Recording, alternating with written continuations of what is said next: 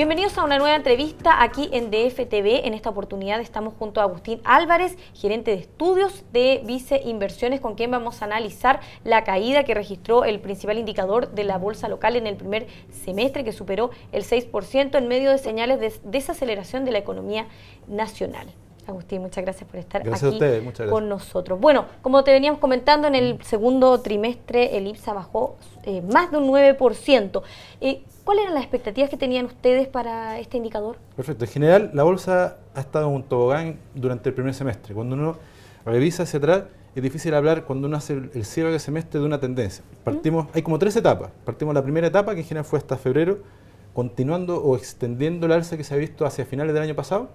Después vino una segunda etapa que más o menos va desde febrero hasta abril, en que se empezaron a incorporar ciertos factores locales, la entrega de resultados del primer trimestre, factores de desaceleración en China, algunos temas de discusión local que hicieron que Chile se rezagara respecto a otros mercados, pero en general Estados Unidos todavía sigue bastante al alza. Y la tercera etapa, que fue la más complicada, fue, como tú bien dices, hacia finales de abril, mayo, hasta ahora en junio, donde hubo dos grandes tendencias internacionales, que fue la hoja de ruta que anunció el presidente de la Reserva Federal respecto al retiro de los estímulos monetarios, que tuvo un clímax cuando hizo una declaración formal el 6 de junio. No, claro, ahí vimos que se aumentó la volatilidad en todos los mercados. Exactamente. Y una segunda variable que se estaba viendo en China, que era la desaceleración económica, que también tuvo un clímax con la crisis de liquidez que se vio en la banca hace unos días. Entonces, eso acentuó la baja, y cuando vemos el referencial chileno del IPSA, partimos en niveles de 4.300 que se extendieron hacia 4.600 en esa primera etapa. Después una corrección, pero bastante lenta, más o menos a la misma velocidad que vimos hasta febrero, donde de 4.600 se volvió a 4.300, y después vino esta etapa ya de clímax, cuando se juntaron todas estas variables, cuando llegamos a un piso de 3.800. Entonces, en verdad hubo varias etapas, y cada una tuvo su variable. La primera etapa de optimismo, todavía estaba el QE en pleno funcionamiento. Después una segunda etapa más doméstica y de mercados emergentes, Bernanke que dice que podrían comenzar el retiro. Claro, y la tercera etapa donde se juntó todo. Se juntó lo de China, se juntó lo de Estados Unidos, y también se juntaron algunos temas locales de la discusión política, que en algún porcentaje influyeron en la caída, pero nosotros creemos que es un porcentaje menor. Esencialmente se debe a factores internacionales lo que hemos visto hasta ahora. Este lunes el IPSA cerró a la baja y hoy día está operando también con fuertes pérdidas. ¿Ustedes mantienen el target para el IPSA para este 2013? Nosotros lo que hicimos fue básicamente, tenemos un target antiguo, que era el que tenemos básicamente hasta el primer trimestre, que está en 5.000 puntos, que eso era consistente con un escenario de resultados previo a lo que conocimos y con una coyuntura en China y en Estados Unidos bastante más tranquila, sin tener todavía los ruidos políticos. Y después que se incorporaron todas esas variables, hicimos una primera revisión hacia niveles de 4.550. Eso lo hagamos de cambiar hace unos días, y sería el que tenemos todavía vigente. Eso ciertamente está en revisión. Ahora, en las próximas semanas vamos a empezar a conocer los resultados corporativos del segundo trimestre, que son muy esperados en Chile, y adicionalmente también vamos a ver cómo decantan todas estas variables internacionales. Entonces, de momento, seguimos con ese target de 4.550, más bajo que el 5.000 que tenemos previo, pero muy atentos a estos tres frentes: el tema de China, Estados Unidos y los resultados corporativos, y en menor grado, porque todavía hay mucha incertidumbre para tener una opinión formal lo que está pasando en la discusión tributaria política. Haciendo una revisión de lo que fue el primer semestre en nuestro país, el sector de construcción inmobiliaria fue el que encabezó las bajas. ¿Esto está en línea con lo que pensaban ustedes en temas de sectores? Mira, en general el sector construcción es un sector que es poco cubierto, donde no hay tanta información, donde no hay tanta liquidez, y en términos conceptuales hay que distinguir dos negocios. Está el tema de ingeniería y construcción, que eso eventualmente podría estar vinculado a dos variables. Uno, lo que se ha publicado de los catastros de bienes y capital, que se están postergando proyectos, etcétera, y también una inflación de costos fuerte que se ha visto que ha impactado al sector, que en general han disminuido las perspectivas en este negocio.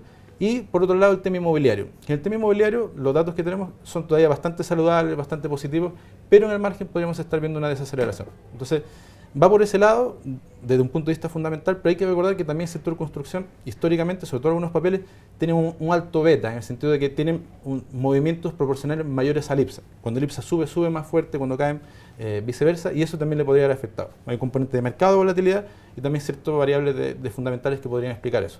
Si era esperado una caída superior al 20%, me da la impresión que no, que eso superó por lo menos lo que nosotros teníamos en mente para este periodo.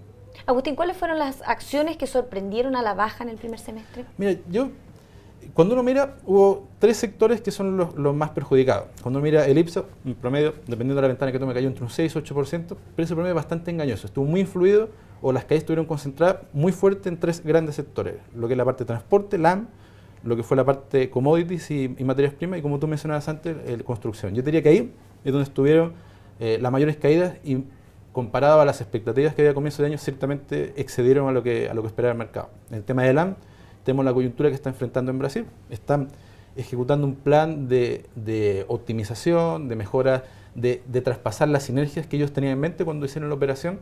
Además anunciaron un aumento de capital. Eso fue una variable que incidió negativamente. Pero ellos, el plan que tienen hoy día es consolidar la operación, mejorar las eficiencias. Han sido exitosos en generar en todo lo que son los factores de ocupación.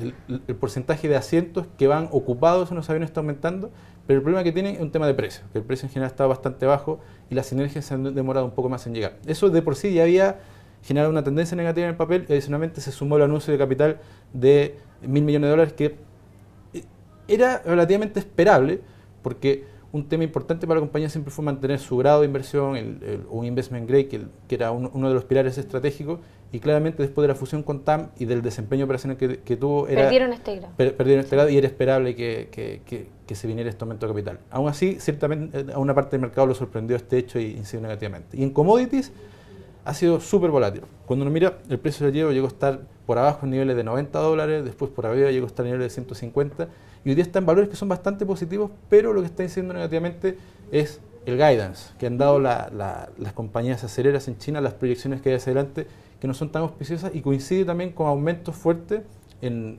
planes de inversión en Australia, que es un competidor importante. Y bueno, finalmente a la baja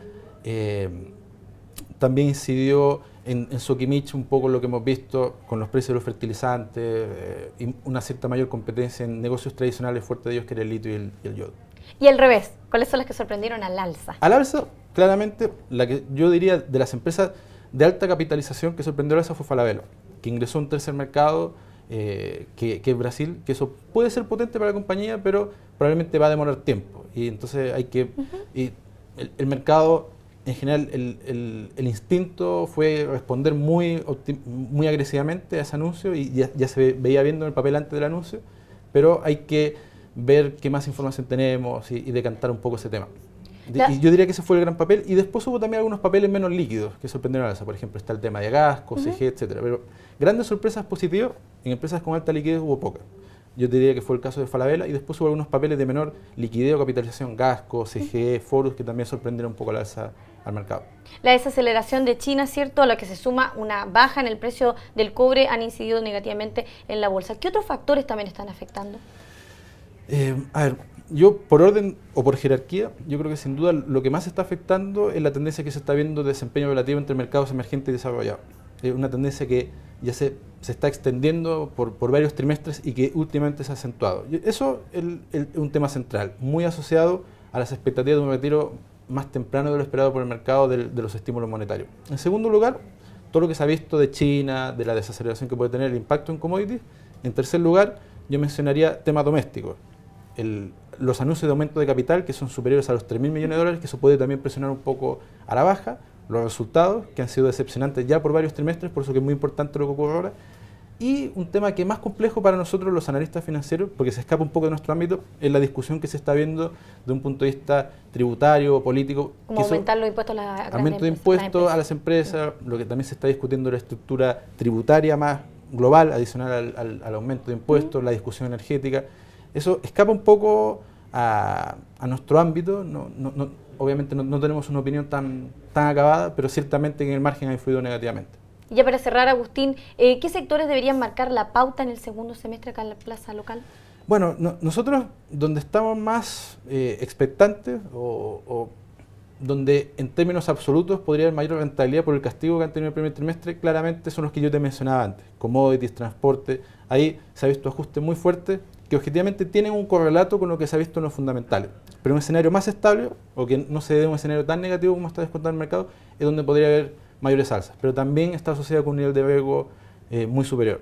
Y después, por otro lado, en papeles que tienen un perfil de riesgo más defensivo y que también tienen valoraciones atractivas, nosotros creemos que, por ejemplo, hoy día retail podría ser interesante, lo que es el sector eléctrico podría ser interesante, y después otras compañías que están ejecutando planes de inversión agresivos que todavía no se han visto reflejados en sus resultados, como por ejemplo Sonda. Entonces, depende mucho del perfil de riesgo. Para inversionistas que tienen un perfil mucho más agresivo, ciertamente tomando los resguardos, viendo el timing, todo el tema de LAN y commodities, puede haber en algún momento un minuto de entrada, pero ciertamente hoy día no está en el core de nuestra cartera, y nosotros en las carteras recomendadas tenemos commodities en los últimos 2 peldaños, pero siempre expectantes a alguna ventana que se pueda abrir, y para inversionistas ya con un horizonte más moderado en términos de riesgo, sector eléctrico, retail y Sonda podrían ser papeles bastante atractivos.